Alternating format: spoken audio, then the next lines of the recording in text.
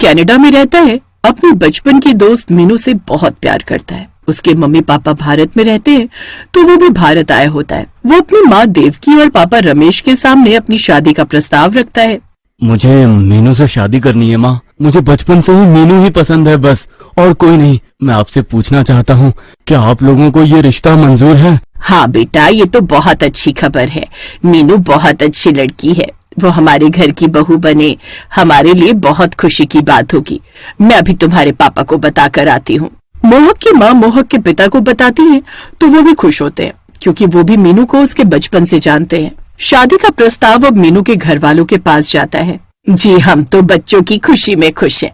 कल ही कुंडली दिखा लेते हैं। अगले दिन दोनों की कुंडली पंडित द्वारा देखी जाती है, तो मोहक के ऊपर मांगलिक दोष होता है। अब ये क्या होता है माँ? मोहक परेशान हो जाता है। अरे, इसमें बस शादी से पहले किसी जानवर या पेड़ से शादी करनी होती है, ताकि वो दोष कट जाए। मैं तो नहीं करूँगा ऐसी शादी, ये सब फालतू होता है माँ। लेकिन मोहक की बात कोई नहीं सुनता और देवकी पंडित से निवारण पूछती है। इसका क्या उपाय है पंडित जी?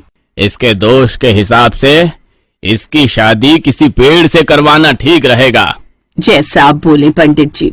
मोहक अभी भी चिढ़ रहा होता है, लेकिन उसकी माँ के आगे उसकी एक नहीं चलती। और अगले दिन मोहक अनिच्छा से इस रस्म को पूरा करता है और एक पीपल के पेड़ से शादी करता है। हालांकि उसे ये नहीं पता होता कि उस पेड़ पर राशि नाम की एक आत्मा वास करती है।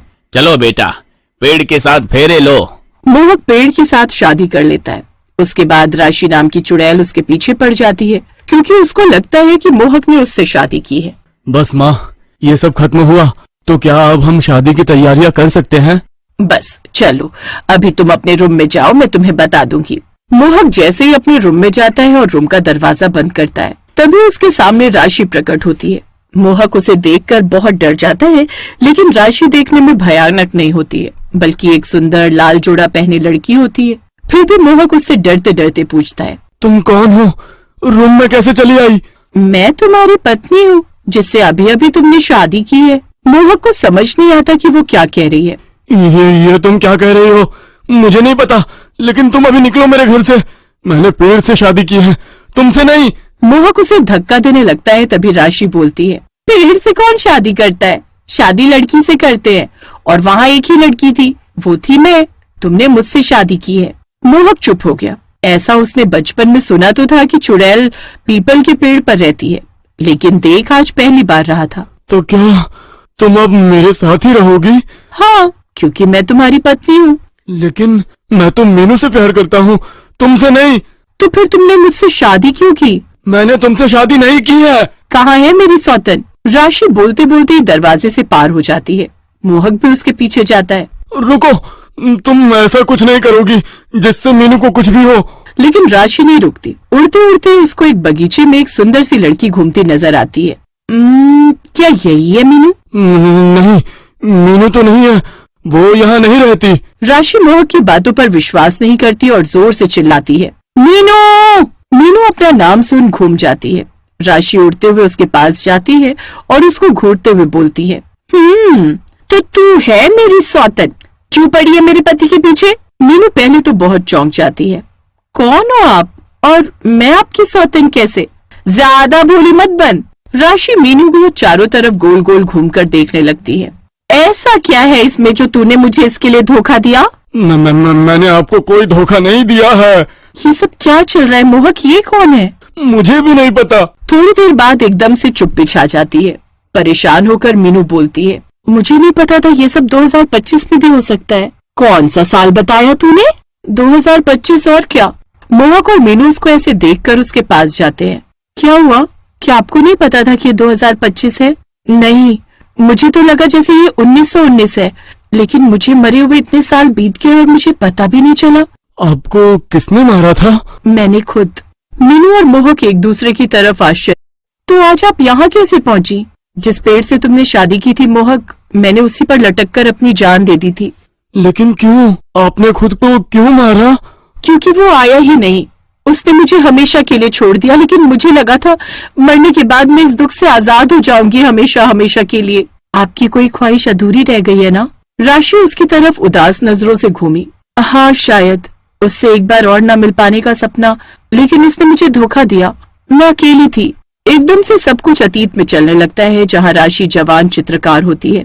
देख बिल्लो, एक दिन मैं दुनिया में छा जाऊंगी अपनी बनाई हुई चित्रकारी के द्वारा।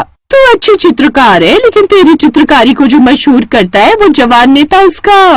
राशि जानती तो थी बिल्लो किसकी बात कर रही है, लेकिन फिर भी उसने पूछा, कौन नेता? वही प्रीत सिंह जो चुपके चुपके तुझे देखता रहता है और तेरी चित्रकारी को आगे भी बढ़ाता है। राशि मुस्कुराई क्योंकि वो अपने नेता प्रीत सिंह से प्यार करती थी। प्रीत सिंह राशि की बनाई चित्रकारी को समाज में प्रस्तुत किया करता था।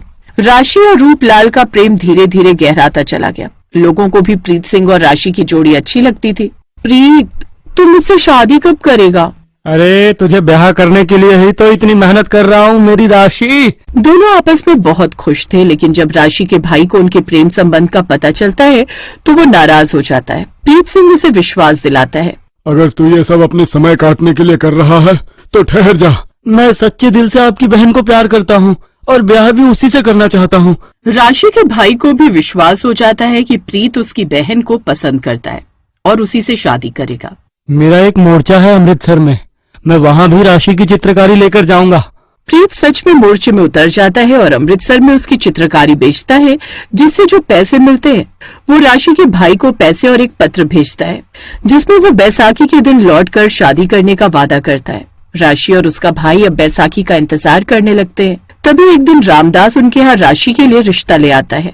तुम्हारी बहन राशि के लिए रिश्ता लेकर आया हूँ।